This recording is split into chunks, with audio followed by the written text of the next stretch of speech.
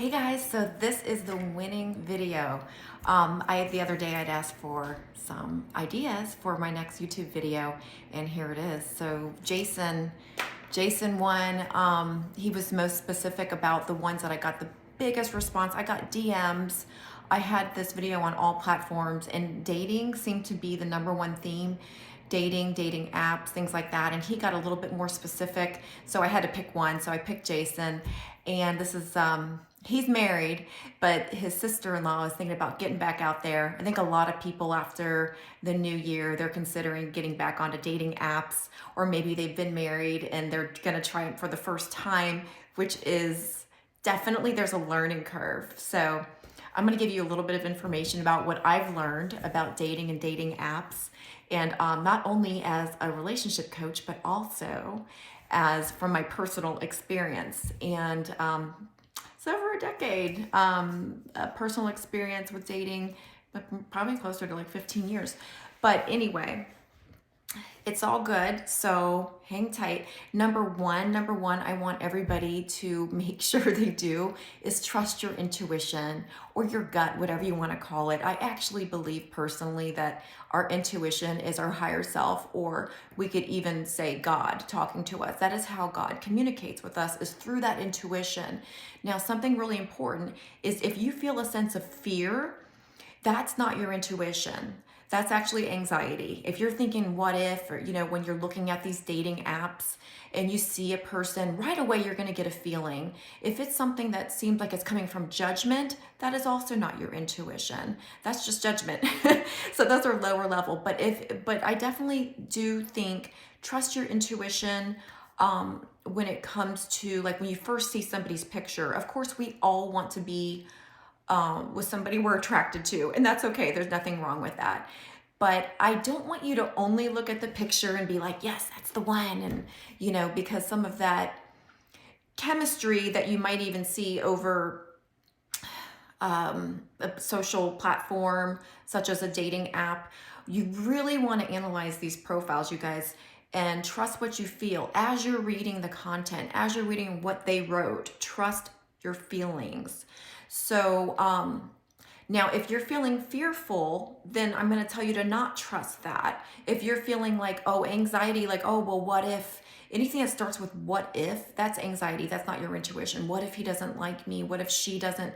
What if she rejects me? Things like that. If you're feeling that good stuff, follow it. Just take that action. And who cares if you get rejected? It's part of life. I think that's one thing, we just got to get over it. And who cares? We're going to all get rejected sometimes. It's no big deal. I look at it, there's a saying, it's like, it's not rejection, it's redirection. It's redirecting you to the right person you're supposed to be with. So I have some notes over here. I don't use a teleprompter, so expect mistakes. So that definitely use your intuition, and then also start reading their profile. And I wrote down, when you see a deal breaker, move on quickly. We all have our deal breakers that usually have to or should do with our values, our value system. If something's really important to you, and you don't want to end up, like, don't even get started in a dating relationship with someone who doesn't share that same value that's important to you. That's just common sense, you guys. And I put on here, ask important questions.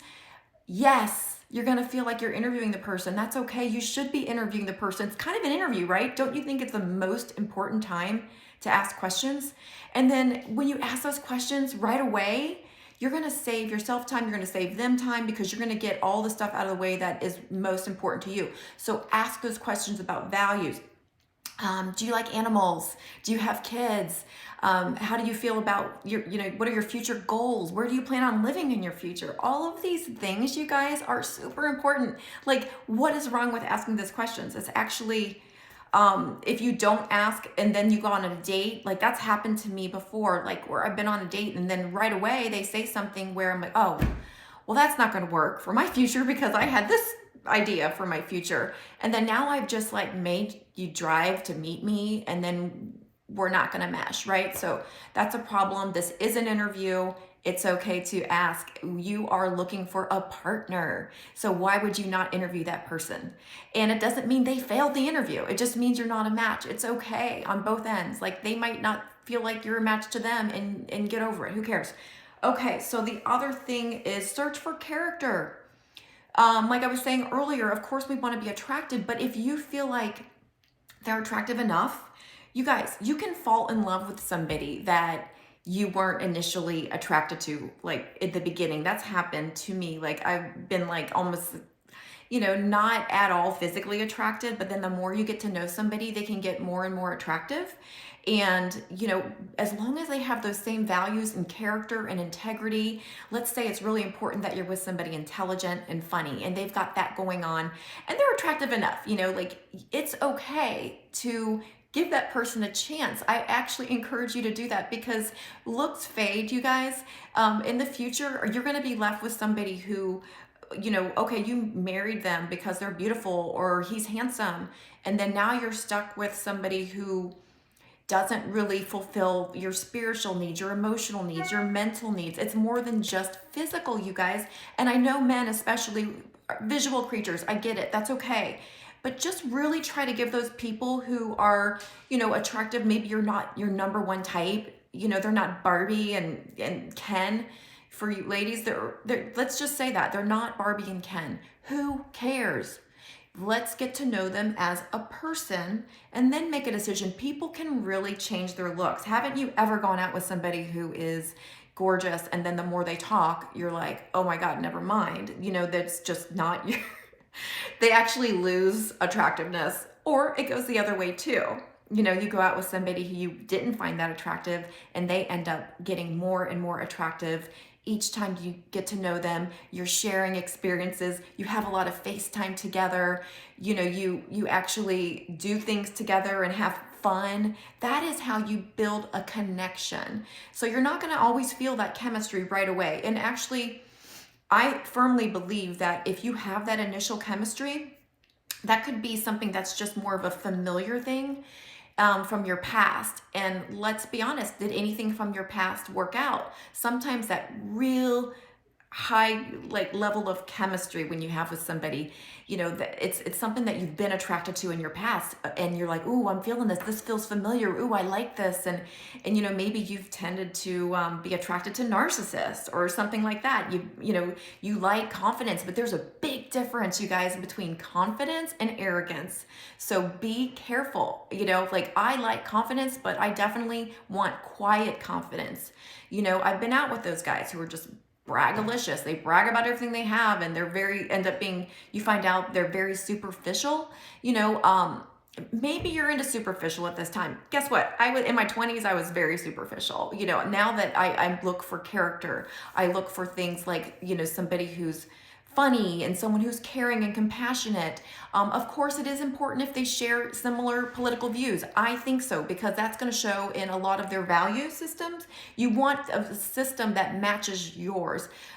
Belief system, like religion. Like, if you're religious and they're not, that might not be a great match. So what else do I have written down here?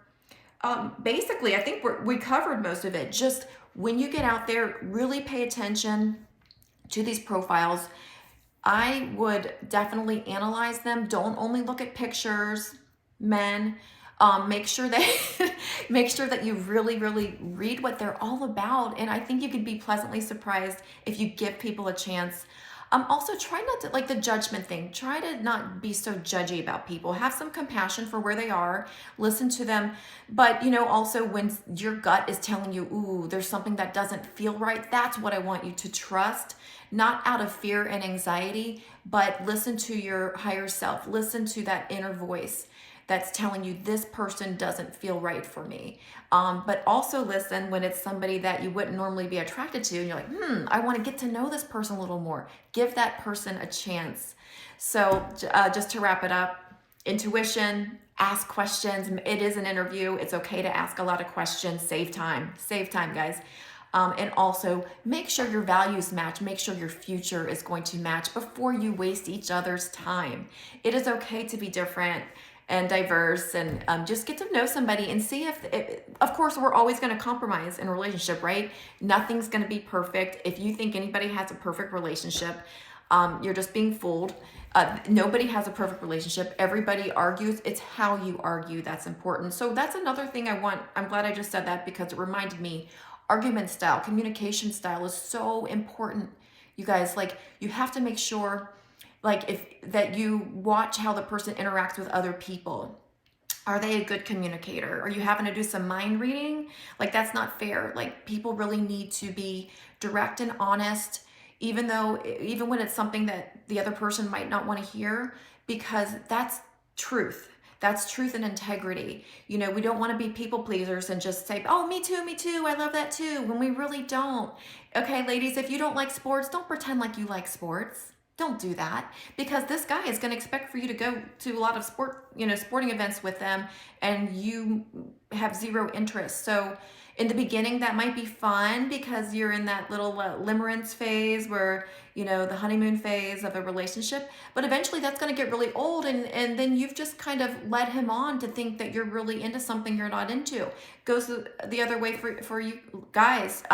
Don't pretend to be into something that she's into when you're really not, just to be like a people pleaser in the beginning. Just be yourselves, and it's all going to work out better in the long run when everybody is authentic, straight from the first date. Not even the first date. I want you guys to never even go on a date until you do a nice interview in the direct messages. Do not give out your phone number in the beginning.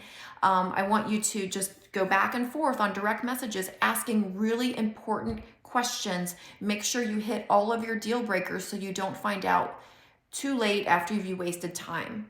Time is precious. We don't want to waste time on someone that doesn't have a chance with us, and they definitely don't want you to waste their time either. So I hope this helped. Let me know any stories that you guys have about dating and dating apps. I love to hear stories about that. Let me know in the comments below. Thank you, and have a great day.